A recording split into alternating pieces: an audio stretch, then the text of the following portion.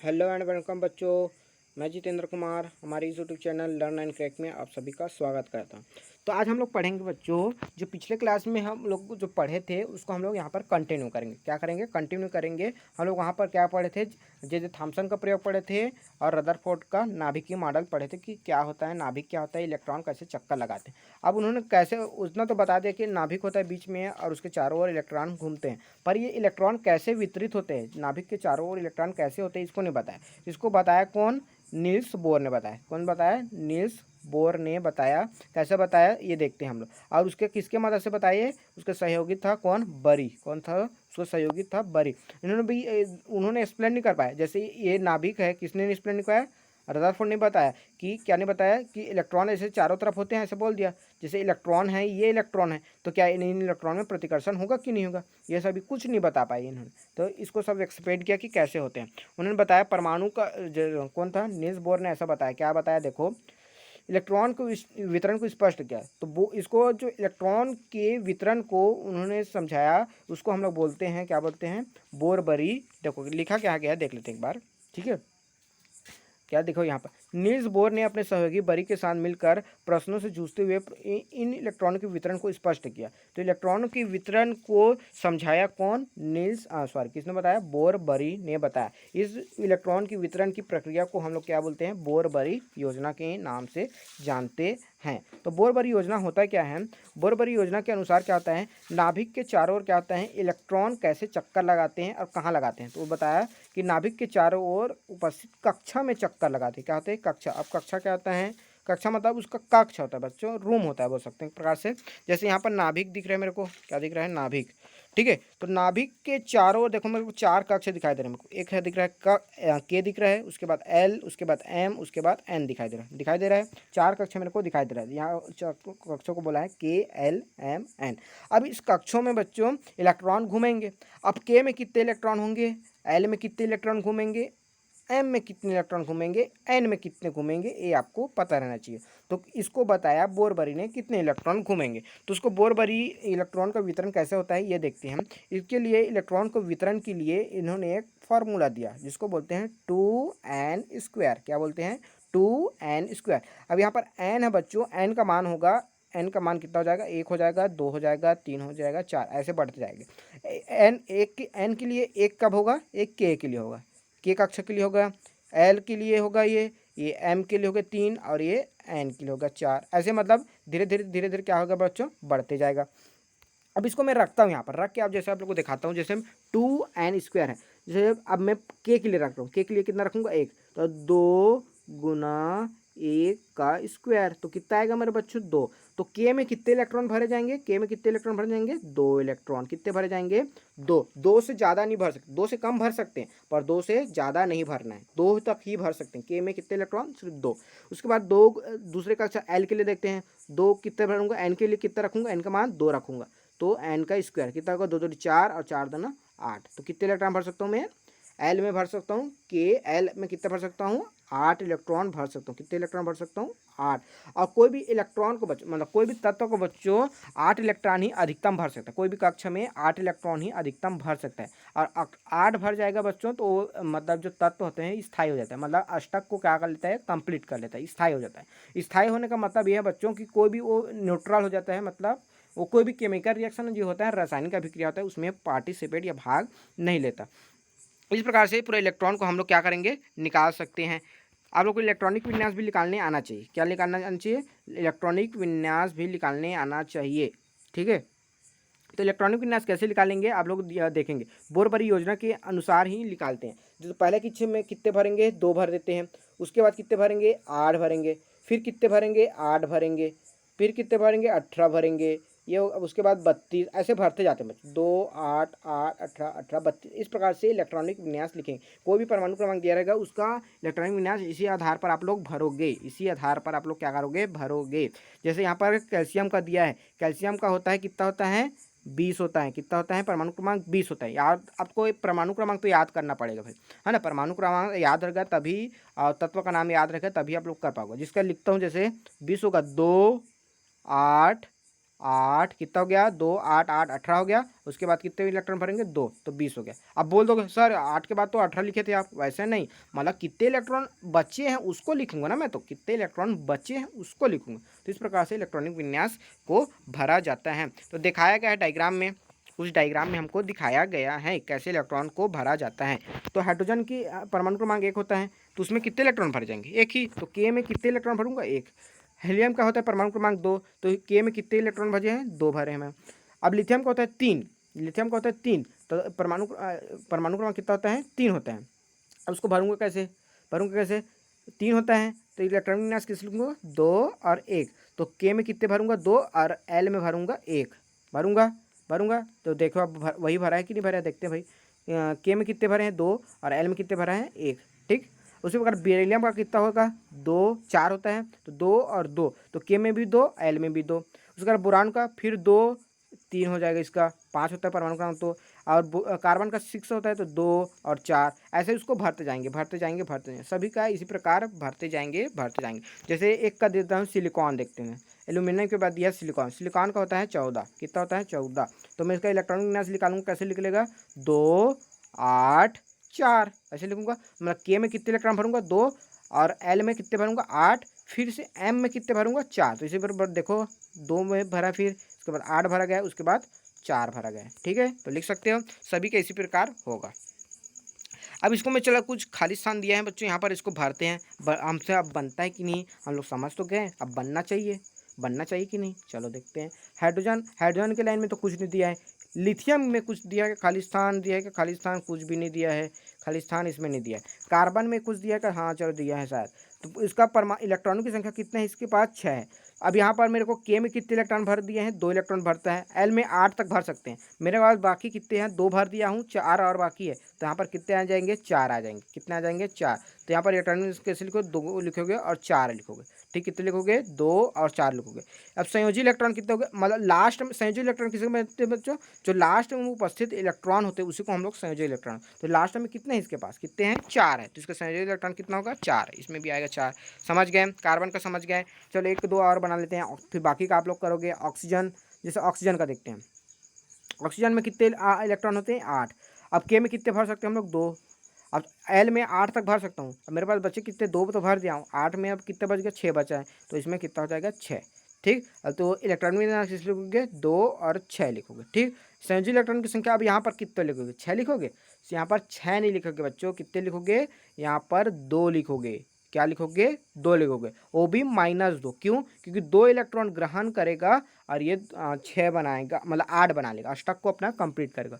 तो आप लोग इतना याद रखना है कि इसका संयोजी इलेक्ट्रॉन कितना होता है, 2 होता है, किसका, ऑक्सीजन का, ठीक। उसके बाद जैसे सोडियम है, सोडियम का भी देख लेते हैं। इसका 11 होता है, तो 2 भर दिया, यहाँ पर 1 भर दिया। अब मेरे को 2 और 3 हो गया, अब कितना और चाहिए मेरे को, 8 और चाहिए, तो बीच में कितना डाल दूंगा, 8 डाल दूंगा, तो ये भर जाएगा मेरा। तो 2 8 1 बन गया मेरा। और इसका संयोजी इलेक्ट्रॉन कितना हो जाएंगे, 1 होंगे। क्यों, क्योंकि लास्ट में मेरे पास 1 इलेक्ट्रॉन है। जैसे एक एग्जाम्पल, और बस एक एग्जाम्पल करूँगा बच्चों, है ना, उसके बाद नहीं करूँगा, आप लोगों को करना है। जैसे किसका करूँ, किसका करूँ, किसका करूँ, आर्गन का कर लेते हैं, कर रहे हैं आर्गन का, किसका करेंगे, आर्गन का करें। चलो देखते हैं। आर्गन में देखो इसका परमाणु क्रमांक होता है 18, तो 2 8 8, ये तो भर गया, 2 8 8 पूरा भरा हुआ है। इसका इलेक्ट्रॉनिक विन्यास भी यही होगा, 2 8 8, ठीक है, भर गया। अब इसकी संयोजकता क्या है, संयोजी इलेक्ट्रॉन क्या है, अब पूरा तो भर गया ही है, तो आखिरी में कितने इलेक्ट्रॉन है, 8 है, तो इसकी संयोजकता कितनी होगी, 8 होगी बच्चों, क्या होगी, 8 होगी, या फिर बोल सकते हैं 0 होगी, क्या हो जाएगी, 0 होगी, ठीक। अब ये हो गया, समझ आ गया हम लोग को। अब परमाणु संख्या और द्रव्यमान होता है क्या है, ये देखते हैं। एटॉमिक नंबर और मास नंबर, मैं जो बात बोल रहा हूँ उसको ध्यान सुनेंगे, कंफ्यूज हो जाओगे नहीं तो, है ना, ध्यान सुनिए। परमाणु संख्या में किसी, पहले से बता रहा हूँ, नोट करेंगे। परमाणु संख्या किसे कहूँगा, नाभिक में उपस्थित प्रोटॉन की संख्या को, लिखो, क्या लिखोगे, नाभिक में उपस्थित प्रोटॉन की संख्या को परमाणु संख्या कहते हैं।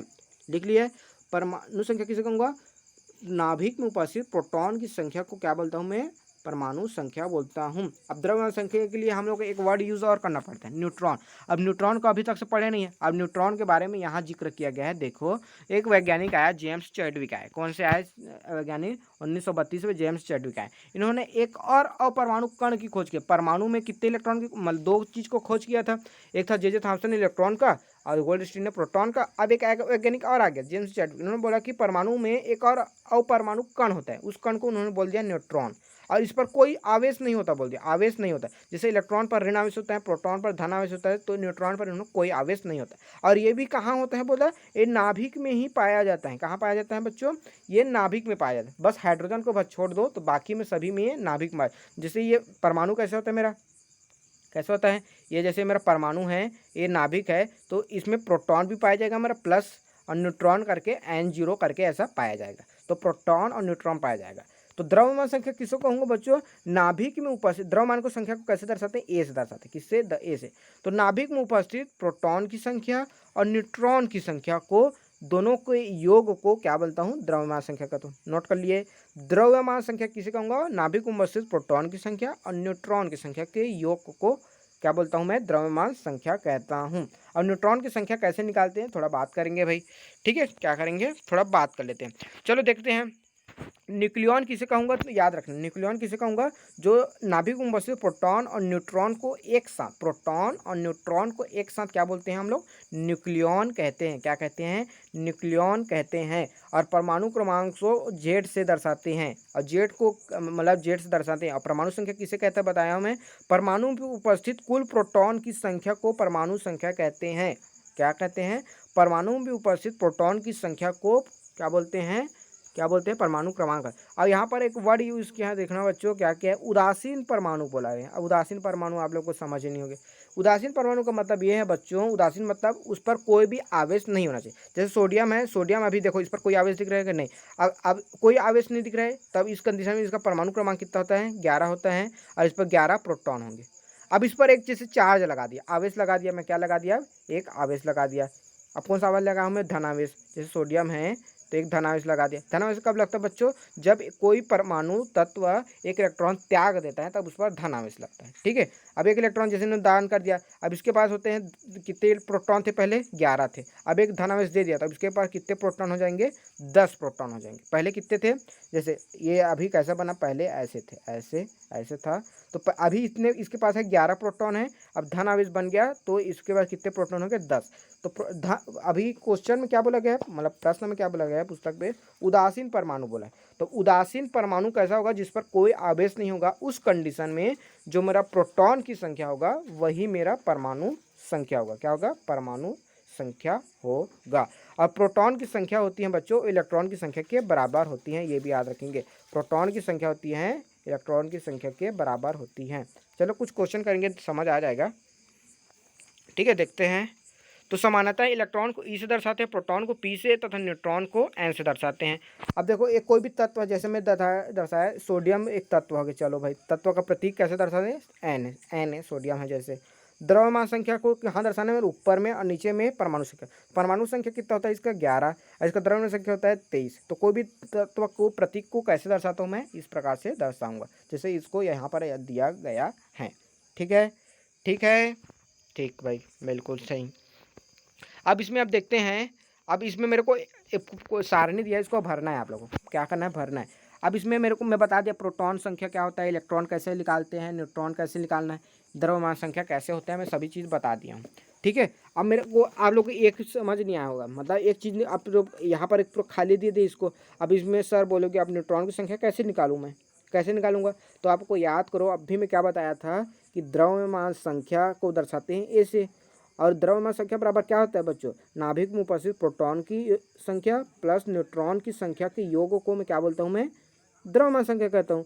अब मेरे को न्यूट्रॉन चाहिए तो इसको इधर ला दूंगा, तो ए माइनस पी, मतलब द्रव्यमान संख्या माइनस प्रोटॉन की संख्या बराबर न्यूट्रॉन की संख्या। मतलब द्रव्यमान संख्या में मैं प्रोटॉन की संख्या को घटाऊंगा तो मेरा न्यूट्रॉन की संख्या मिल जाएगा। मिल जाएगा कि नहीं? चलो देखते हैं, मिल जाएगा। जैसे लिथियम में देखते हैं, लिथियम में देखते हैं यहाँ पर लिथियम का प्रोटॉन की संख्या कितना है? 3। अब यही उसका परमाणु क्रमांक, जो परमाणु क्रमांक होता है वही उसका प्रोटॉन की संख्या होती है, ठीक? अब द्रव्यमान उदासीन के लिए है ना बच्चों, पर याद रखना उदासीन के लिए। अब इसका द्रव्यमान संख्या होता है 6।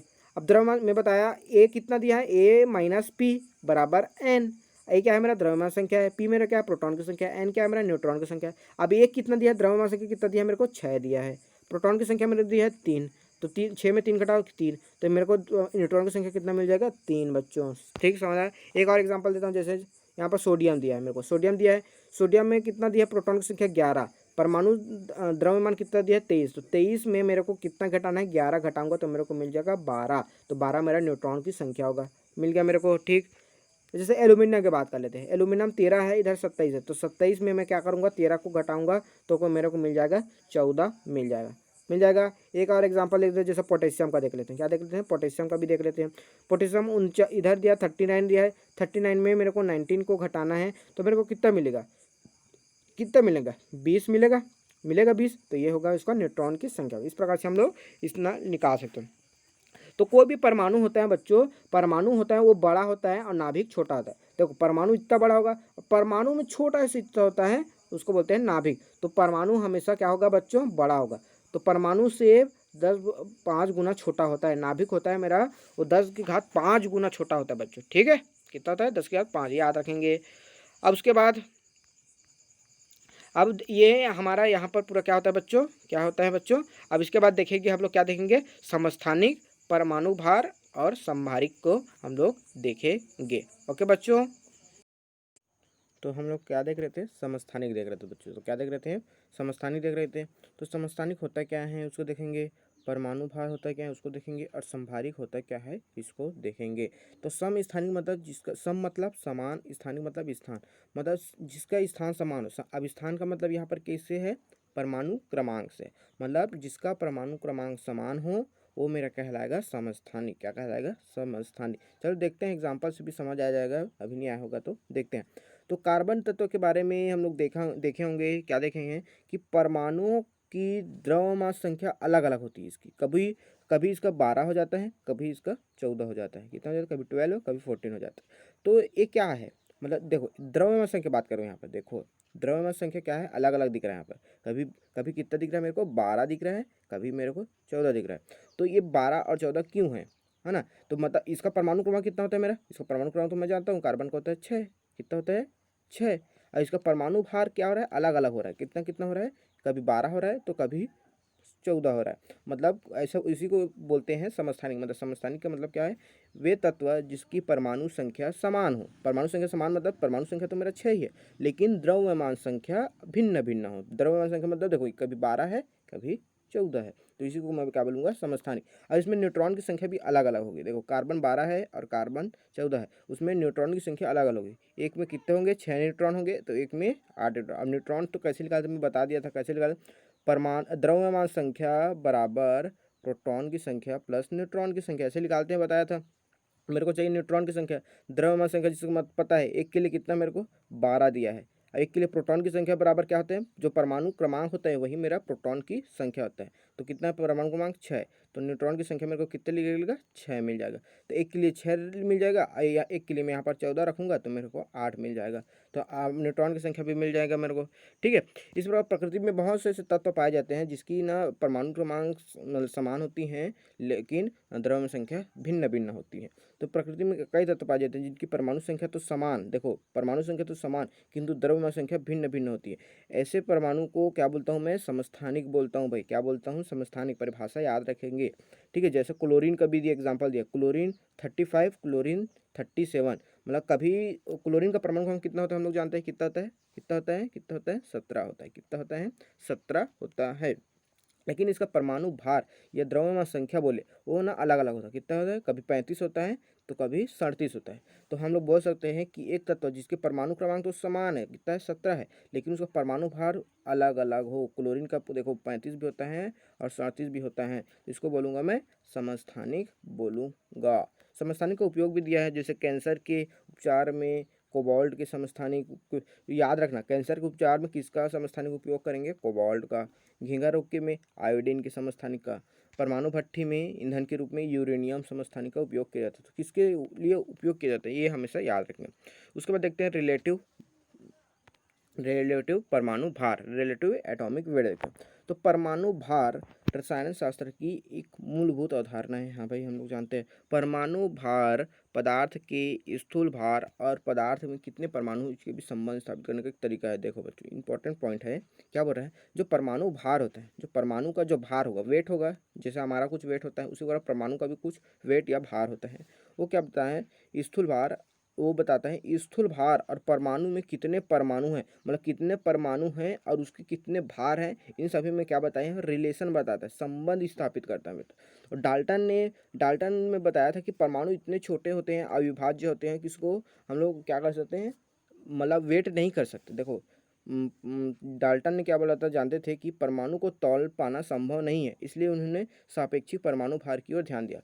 अब मतलब सापेक्षिक परमाणु भार ये होता है बच्चों, जैसे परमाणु कितना होता है, मैं बहुत छोटा मैं बताया था, छोटे से कण को हम लोग परमाणु बोलते हैं। अब उसको वेट कर पाना, मैं वेइंग मशीन लाऊंगा, जो वेट मशीन होता है ना, जहाँ पर वजन नापते हैं, वो मशीन लाऊंगा, उसमें रखूंगा उस परमाणु को, तो वे नहीं कर पाएंगे, क्यों, इतना छोटा होता है कि वे ही नहीं कर पाते। तो उसी को हम लोग उसको वे करने के लिए, मतलब वजन को नापने के लिए ही हम लोग क्या करते हैं, सापेक्षिक रिलेटिव एटॉमिक वेट या सापेक्षिक परमाणु भार उपयोग करते हैं। मतलब सापेक्षिक मतलब दूसरे से कंपेयर करेंगे, कि जैसे बोलते हैं ना, वो मैं आपसे होशियार हूँ तो उससे होशियार हूँ, ऐसा बोलते हैं ना, तो किससे कंपेयर, किसी दूसरे से कंपेयर करते हैं। उसी प्रकार इसमें भी कंपेयर किया जाता है। चूंकि तत्व ज्ञात परमाणु के सबसे हल्का परमाणु हाइड्रोजन था, ज्ञात उतना टाइम जो ज्ञात तत्व थे उसमें हाइड्रोजन परमाणु सबसे हल्का था, इसलिए उन्होंने हाइड्रोजन परमाणु के परमाणु भार को इकाई माना और इसके आधार पर दूसरे तत्व के परमाणु भार की गणना की। मतलब उसको हाइड्रोजन का पता चल गया कितना होता है, इसका परमाणु भार 1 होता है, उसके आधार पर किसी अदर तत्व के, जिसने भी इतना अलग तत्व थे, उसका मतलब परमाणु भार ज्ञात किया। कैसे किया, हाइड्रोजन से तुलना करके दूसरे तत्व के परमाणु भार की गणना की, जिसे मैं बोलता हूँ सापेक्षिक परमाणु भार कहता हूँ। ठीक, समझ आया। उसके बाद देखते हैं, क्या देखते हैं भाई, यहाँ भी देखा गया कि हाइड्रोजन की अपेक्षा ऑक्सीजन की क्रिया ज़्यादा तत्वों के साथ होती है, इसलिए ऑक्सीजन को मानक बताया गया। आजकल कार्बन 12 के परमाणु भार के सापेक्ष सभी तत्वों के परमाणु भार ज्ञात किया जाता है। मतलब क्या बोला गया है, क्या बोला गया है कि जो हाइड्रोजन होता है और ऑक्सीजन होता है, दोनों में क्रियाशील कौन है ऐसे देखा गया है तो ऑक्सीजन होता है। तो ऑक्सीजन ना बहुत से तत्वों के साथ बनाता है, यौगिक बनाता है, जैसे कार्बन डाइऑक्साइड हो गया, सल्फर डाइऑक्साइड हो गया, बहुत सारे यौगिक बनाते हैं, ठीक है। और नीचे देखते हैं भाई, किसी एक तत्व की मतलब विभिन्न समस्थानिक प्रकृति में पाए जाने की समझने में सहायता करता है कि अधिकांश तत्वों के परमाणु भार पूर्णांक में क्यों नहीं होते हैं। हम लोग समझ गए कि समस्थानिक का मतलब समझ गए, जिसका परमाणु क्रमांक समान, जिसका द्रव्यमान संख्या भिन्न भिन्न हो, वो हमारा परमाणु क्या कहलाता है, समस्थानिक कहलाता है। तो ये पूर्णांक क्यों नहीं होते हम समझ गए। इसे एक उदाहरण द्वारा समझते हैं। प्रकृति में क्लोरीन के 2 समस्थानिक पाए जाते हैं, क्लोरीन 35, क्लोरीन 37। मतलब ये 3:1 के में पाए जाते हैं, मतलब 3:1 मतलब 75 कैसे 25 में पाए जाते हैं, इसी को बोलते हैं 3:1 में। मतलब क्या समझ रहे हो, क्या समझ रहे हो कि जो क्लोरीन 35 है, क्लोरीन जो 35 है वो सबसे ज़्यादा मात्रा में पाए जाते हैं, लगभग 75% पाए जाते हैं। और जो क्लोरीन 37 है वो कितने परसेंट पाए जाएंगे, 25% पाए जाएंगे। अब इन दोनों का मैं परमाणु भार निकालूं तो आप लोग को मेरे में यहाँ ऊपर में लिख दिया है, पर इसको मैं यहाँ पर लिखता हूँ। कैसे लिखूँगा मैं, 75 × 35 divided by 100 plus 25 × 37 divided by 100। अगर इन दोनों को मैं सॉल्व करता हूँ, इसको मैं हल करता हूँ, तो मेरा आंसर कितना आता है बच्चों, 35.5 कितना आएगा, 35.5 35.5 आंसर आता है। तो क्लोरीन का परमाणु भार कितना होगा, 35.5 होगा। कितना होगा, 35.5 होगा। तो विभिन्न तत्वों के परमाणु भार यहाँ पर दिए गए। मैं बताया था, पहले भी बता दिया था कि जिसका परमाणु क्रमांक होता है उससे लगभग डबल उसका परमाणु भार होता है। जैसे हीलियम का है 2 होता है परमाणु क्रमांक, तो उसका परमाणु भार लगभग 4 होता है। इसका 3 होगा तो इसका 6 होगा। परमाणु क्रमांक 4 का 9 होगा, 5 का 10 होगा, मतलब लगभग डबल के बराबर होता है। ठीक है, समझ गए। उसके बाद आगे देखते हैं, समभारिक के बारे में देखते हैं। परमाणु समस्थानिक का समझ गए, परमाणु भार समझ गए। अब समझेंगे समभारिक को। समभारिक मतलब सम और भारिक मतलब भार, मतलब जिसका भार समान हो, परमाणु द्रव्यमान या परमाणु भार समान हो।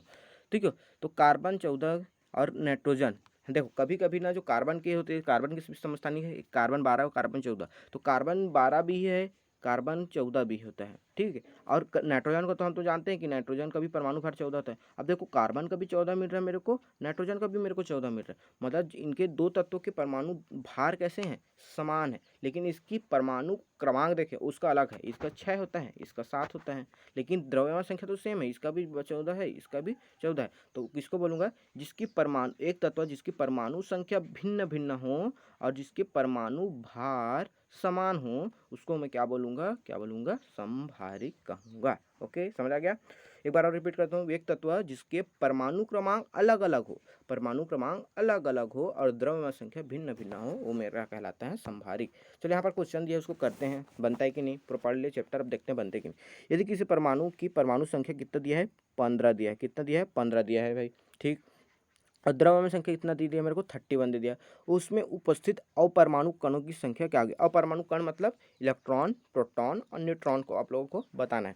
तो मैं बताया था जो हमारी प्रोटॉन की संख्या होती है वो परमाणु क्रमांक की संख्या के बराबर होती है, मतलब प्रोटॉन संख्या मेरा कितना होगा, 15 होगा, क्योंकि परमाणु क्रमांक मेरा 15 है।